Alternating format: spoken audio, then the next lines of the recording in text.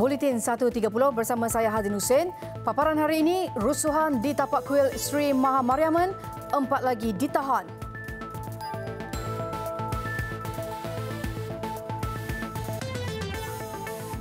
Genting saman Walt Disney dan Fox, 4 bilion ringgit.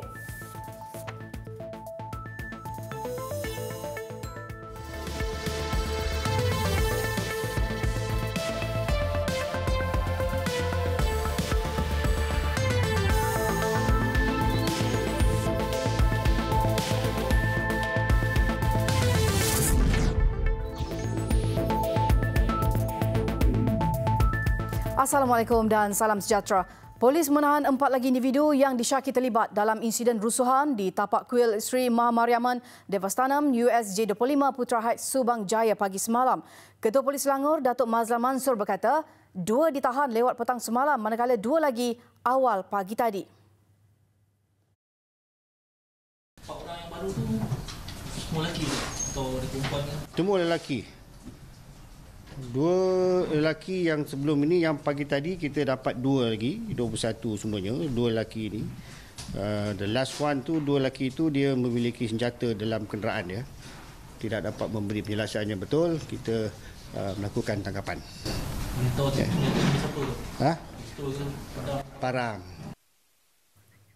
Sehingga kini jumlah keseluruhan individu yang ditahan berhubung kes itu adalah 21 orang. Kesemua mereka adalah lelaki warga tempatan. Manakala jumlah keseluruhan kenderaan yang dibakar oleh perusuh sejak semalam sehingga kini adalah 23 buah. Menurut Datuk Mazlan, proses reman ke-4 suspek akan dilakukan hari ini dan esok. Siasatan menjurus kepada Seksyen 148 Kanun Keseksaan kerana merusuh selain beberapa seksyen lain yang menjurus kepada pencerobohan dan khianat. Dalam perkembangan sama, Datuk Mazlan tidak menolak kemungkinan menutup laluan untuk memasuki kawasan kuil berkenaan sekiranya perlu. Bagaimanapun, tegas beliau ketika ini keadaan di sekitar lokasi kuil masih terkawal dan selamat. Datuk Mazlan berkata demikian dalam sidang media khas di Ibu Pejabat Polis Kontijen Selangor pagi tadi.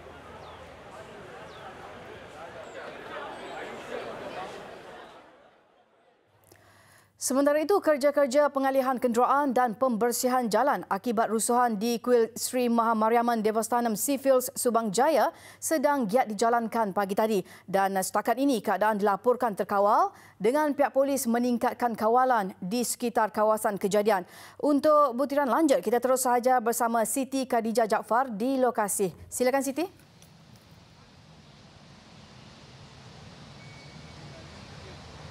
Ya, perkembangan terkini mengenai rusuhan membabitkan di tapak kuil Mahasakti Mariamman Seafield di USJ25 di Subang ini, yang mana sehingga jam ini boleh dikatakan keadaan di sekitar kuil ini dalam keadaan terkawal dan selamat, di mana telah pun dikawal rapi oleh pasukan daripada anggota-anggota PDRM, yang mana kalau dapat dilihat satu balai polis bergerak juga dengan beberapa kawalan anggota polis telah pun siap siaga bersedia di sini bagi mengawal keadaan. Dan sebentar tadi juga terdapat pergerakan udara di mana unit udara PDRM turut melakukan tinjauan dari udara bagi memantau keadaan terkini. Dan ketika ini jam 1.33 tengah hari ini, yang mana dapat saya kongsikan Menteri KPKT YB Zuraidah Kamarudin baru saja tiba di lokasi ini, difahamkan untuk melakukan tinjauan ataupun lawatan bagi mengetahui perkembangan terkini berkenaan dengan situasi di lokasi ini.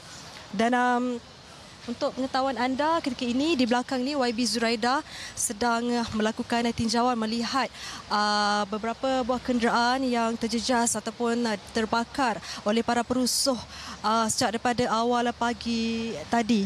Dan turut mengiringi adalah anggota-anggota polis dan juga beberapa pegawai tertinggi daripada Jabatan Bomba Malaysia. Dan untuk pengetahuan anda juga, jam 10.30 pagi tadi sebenarnya anggota polis juga telah pun melakukan kerja-kerja pengalihan beberapa kenderaan yang terjejas ataupun yang telah dibakar oleh para perusuh yang ada diletakkan di tepi-tepi jalan untuk masuk ke dalam kawasan kuil ini. Yang mana ketika ini juga apa yang dapat saya perhatikan, yang dapat saya kongsikan, laluan perjalanan membabitkan jalan raya di tepi kuil betul-betul berada di belakang pintu masuk ini nampaknya agak perlahan, memandangkan ada di antara segelintir daripada para pemandu ini yang mengambil kesempatan untuk memperlahankan kenderaan mereka untuk meninjau ataupun melihat sendiri perkembangan apa yang sedang berlaku di sini. Dan suka juga untuk saya kongsikan tadi, kira-kira jam 1 tengah hari, telah pun diadakan satu sidang media khas oleh pihak jawatankuasa kuil ini yang meminta campur tangan yang menggesa kerajaan untuk bertindak menyelesaikan segera isu ini yang nampaknya dikatakan agak meruncing kini, yang mana pihak jawatankuasa ini meminta selain daripada kerajaan, mereka turut menggesa pihak polis untuk segera menyelesaikan siasatan insiden rusuhan ini. Dan saya kira sekarang ini di lokasi masih lagi agak sibuk, di mana semakin ramai anggota-anggota polis ataupun anggota keselamatan yang tiba di sini bagi memantau keadaan. Dan seperti biasa, pihak media semakin ramai juga bilangannya yang baru tiba di sini untuk melakukan coverage liputan untuk kes ini. Dan itu sahaja dulu perkembangan perincian yang dapat saya kongsikan dengan anda semua. Kembali kepada rakan setugas di Sri Pentas. Sam Muhammad. Terima kasih Katie untuk laporan anda di sana. Baik, dalam perkembangan berkaitan, Menteri Dalam Negeri Tan Sri Muhyiddin Yassin mengingatkan semua pihak agar tidak mengambil sebarang tindakan atau mengeluarkan sebarang kenyataan yang boleh membakar sentimen perkauman sekaligus menjejaskan ketenteraman awam. Menerusi satu kenyataan, beliau menegaskan arahan telah dikeluarkan kepada Polis Diraja Malaysia PDRM untuk mengawal keadaan dan menyiasat kes pergaduhan di Kuil Sri Maha Mariamman Devastanam di USJ 25 Subang Jaya semalam secara menyeluruh. Justru beliau meminta pihak terlibat agar memberi kerjasama penuh kepada pihak polis bagi mengawal keadaan dan menjalankan siasatan mengikut peruntukan undang-undang. Beliau juga memandang serius insiden itu dan tidak akan bertolak ansur dengan mana-mana pihak yang cuba mengganggu-gugat keharmonian dan keamanan negara.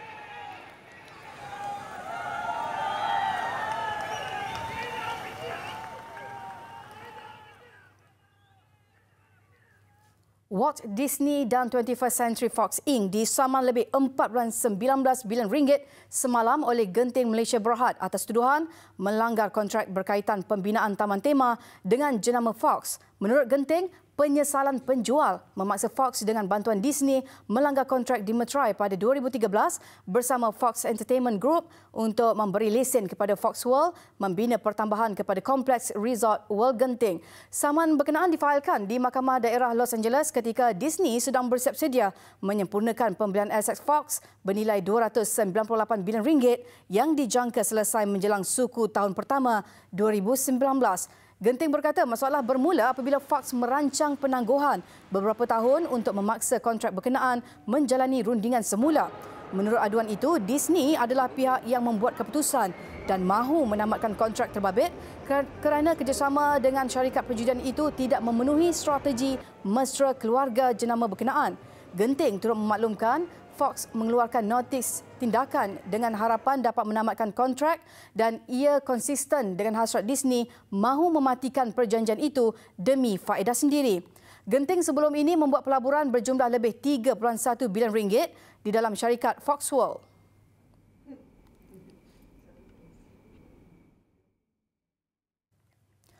Seorang guru disiplin didakwa di Mahkamah Magistrate Georgetown Pulau Pinang hari ini atas tuduhan membunuh isterinya 18 November lalu. Tertuduh Lim Fong Aun, 42 tahun, mengangguk faham selepas pertuduhan dibacakan di hadapan Magistrate L. Uma Devi. Mengikut pertuduhan, dia didakwa membunuh isterinya Tisanti, 39 tahun, dengan cara memukul di bahagian kepala dengan menggunakan rak penyidai baju. Perbuatan dilakukan di sebuah rumah di Taman Sri Indah Air Hitam kira-kira jam 10 malam. Bagi kesalahan itu, dia didakwa mengikut Seksyen 302 Kanun Kesesahan yang memperuntukkan hukuman mati mandatori jika sabit kesalahan. 27 Disember depan ditetapkan sebagai tarikh sebutan semula kes dan penyerahan laporan bedah siasat. Kes dikendalikan Timbalan Pendakwa Raya Muhammad Syafiq Muhammad Sazali, manakala tertuduh diwakili Peguam RSN Raya.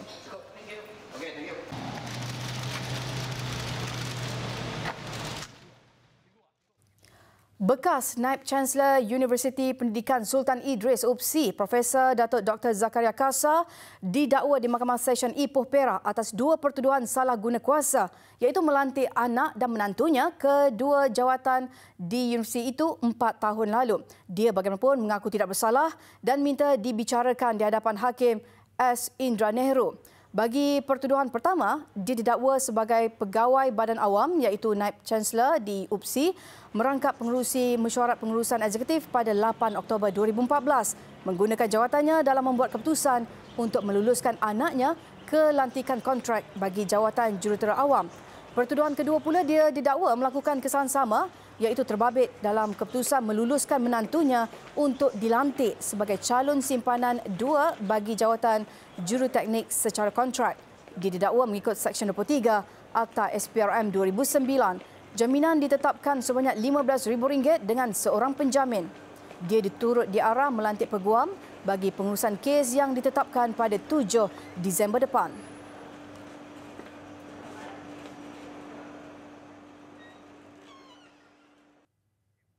Bertemu kembali. Kita ke perkembangan sesi Dewan Rakyat. Antara isu yang menjadi tumpuan sejak pagi tadi ialah pengecualian bayaran balik PT-PTN diperluas untuk M40 yang mendapat ijazah sarjana muda kelas pertama. Juga jumlah hutang isi rumah catat 83.2% pada akhir September 2018 berbanding 83.8% tahun lalu. Turut disentuh Kementerian Pendidikan cari jalan penyelesaian dapatkan akses pendidikan kepada kanak-kanak tanpa dokumen kewarganegaraan. Juga cadangan wujud sistem data besar atau big data bagi dapatkan unjuran tepat tentang permintaan pemilikan rumah. Dan bagi perkembangannya, kita bersama Amirul Hakim Lokman di Parlimen. Silakan Amirul. Terima kasih Hazrin Hussein. Assalamualaikum, salam sejahtera. Terus ke laporannya. Kementerian Kesihatan sentiasa memantau makanan dan minuman di pasaran dijual di pasaran tempatan, termasuk produk yang diimport khususnya bagi memantras penjualan arak haram. Timbalan Menteri Kesihatan di Buncai berkata, bagi melaksanakan usaha berkenaan, KKM telah bekerjasama dengan beberapa agensi berkaitan seperti polis, Jabatan Kastam dan pihak berkuasa setempatan mengikut perundangan dan bidang kuasa masing-masing. Untuk meningkatkan keberkesanan aktiviti pemantauan dan penguatkuasaan berkenaan keselamatan makanan yang dijalankan, penyelarasan di peringkat persetujuan antara agensi yang berkaitan sentiasa dilaksanakan dari semasa ke semasa. Dan kita berkuatkuasa melalui 3 aspek. Aspek pertama berkenaan dengan aktiviti pemeriksaan kebersihan premis outlet makanan, dan kedua, pemantauan ke atas produk makanan di pasaran domestik, dan ketiga, pemantauan di pintu masuk negara khususnya untuk kawalan untuk makanan yang diimport.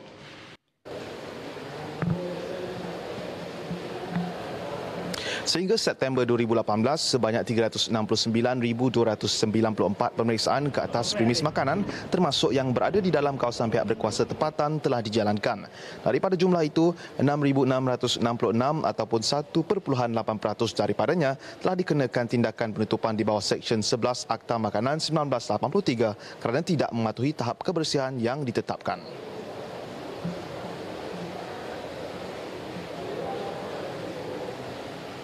Kerajaan kini dalam proses mewujudkan sistem data besar atau big data bagi mendapatkan unjuran tepat tentang permintaan pemilikan rumah oleh rakyat, terutamanya rumah mampu milik.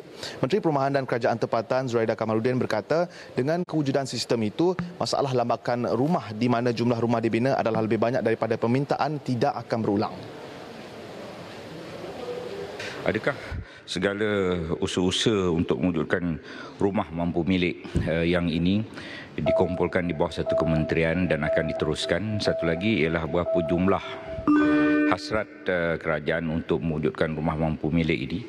Adakah jumlah sasaran untuk tahun ini mencukupi, tahun depan mencukupi dengan permintaan daripada rakyat? Cuma sekarang kita telah dalam usaha untuk membina satu sistem big data yang mana kita boleh mendapat satu gambaran projection in the housing needs of Malaysia dengan izin. So dengan ada projection yang lebih tepat itu, maka kita punya penyediaan untuk perumahan di masa akan datang akan lebih lebih tepat. Jadi tidaklah mendatangkan situasi sekarang yang mana rumahnya lebih daripada pembeli dan kategori harga rumah tu yang tidak bersesuaian dan juga lokasi rumah juga itu tidak bersesuaian. So jadi saya harap dengan adanya rombakan ataupun kajian semula di atas dasar-dasar ini yang akan dapat menyelaraskan dan memperketatkan lagi, memperkukuhkan target kita, memperkukuhkan lagi usaha-usaha kita untuk mendapatkan target yang telah kita letakkan.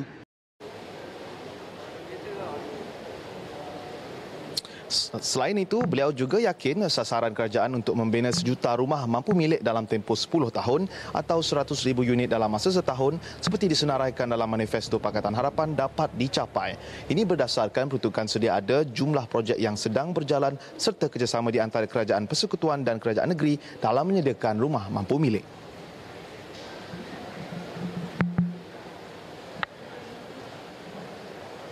Kementerian Pendidikan Malaysia KPM sedang mengadakan sesi perbincangan bersama pelbagai agensi bagi mendapatkan pandangan berhubung pemberian akses pendidikan kepada kanak-kanak tanpa dokumen kewarganegaraan sebelum ia dilaksanakan tahun depan. Menteri Pendidikan Dr. Mazli Malik berkata antara agensi terlibat ialah Jabatan Pendaftaran Negara, Jabatan Imigresen dan Majlis Keselamatan Negara.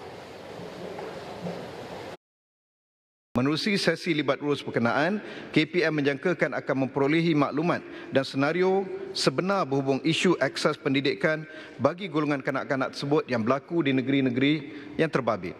KPM seterusnya akan menganalisis maklumat dan data yang diperoleh hasil daripada sesi libat urus dan perbincangan yang diadakan. Dapatan yang diperoleh hasil daripada analisis tersebut akan dijadikan sebagai asas dan justifikasi yang kukuh dan komprehensif untuk menyelesaikan isu akses pendidikan kepada kanak-kanak tersebut tanpa menjejaskan keperluan dan kebajikan murid warga negara yang belajar di sekolah kerajaan dan sekolah bantuan kerajaan. Murid tiada berdokumen ini kebanyakannya berlaku di luar bandar. Tadi yang Menteri menyatakan mereka kena pergi ke pejabat pendidikan. Saya nak tanya kalau kementerian boleh melatihkan pegawai di sekolah tersebut untuk melakukan urusan untuk membantu itu, kerana kalau kita bercakap pasal luar bandar yang jauh yang Mohd Menteri untuk mereka pergi dan kebanyakan mereka tidak mampu. Terima kasih. Kita mengambil maklum terhadap cadangan tersebut dan insya-Allah kita akan cuba memberikan latihan kepada mana-mana pegawai untuk lebih membantu. Walau bagaimanapun kita juga menggalakkan ahli-ahli parlimen dan juga adun-adun untuk memainkan peranan tersebut dan juga ketua-ketua kampung, kerana tugas mereka sebagai wakil rakyat, sebagai pemimpin masyarakat amat-amat dihargai, amat-amat diperlukan untuk membantu rakyat untuk mendapatkan akses terbaik. Dan Dalam sesi waktu pertanyaan, Menteri MQT kemudiannya Dr. Mazli berkata antara syarat kemasukan bagi kanak-kanak tanpa dokumen itu ialah ibu bapa perlu mengemukakan surat pengesahan atau surat akuan dari ketua kampung yang mengesahkan kanak-kanak itu ialah anak kepada warga negara Malaysia.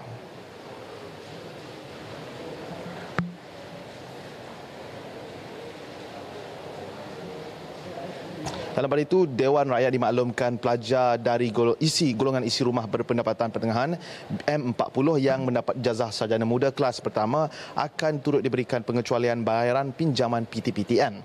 Timbalan Menteri Pendidikan Teo Nii Ching berkata, keputusan itu sekaligus memperluaskan pengecualian pembayaran yang telah dibuat dalam mesyuarat Jemaah Menteri pada 23 November lalu.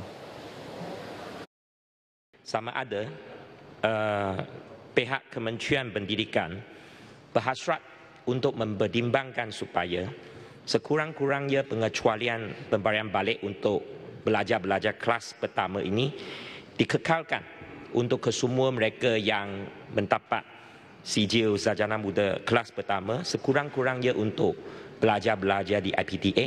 Mesyuarat Jemaah Menteri pada 23 November juga telah buat satu keputusan bahawa pengecualian ini akan diberi kepada bukan sahaja golongan B40 tetapi juga akan dipanjangkan, diperluaskan kepada golongan M40. Jadi ini memang sudah menjadi satu keputusan di dalam Mesyuarat Jemaah Menteri pada 23 November. Jadi untuklah golongan pelajar yang dapatlah kelas pertama dari T20, kita memang haraplah bahawa oleh sebab mereka memang datang dari keluarga yang agak bermampu, jadi kita harap bahawa mereka akan terus bayar.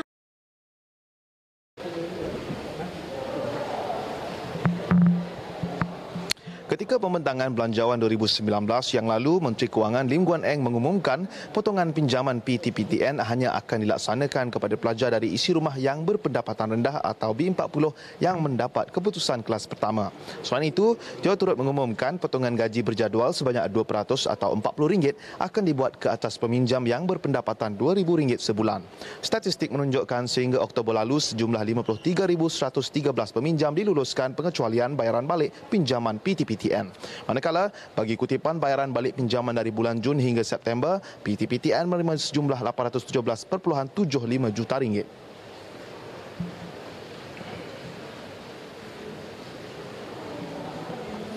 Dan dengan itu sekian saja laporan dari Parlimen daripada saya Amir Lokman dan rekan setugas Sarah Abdullah. Kembali bersama Hazrin Hussein di Sipenta. Silakan.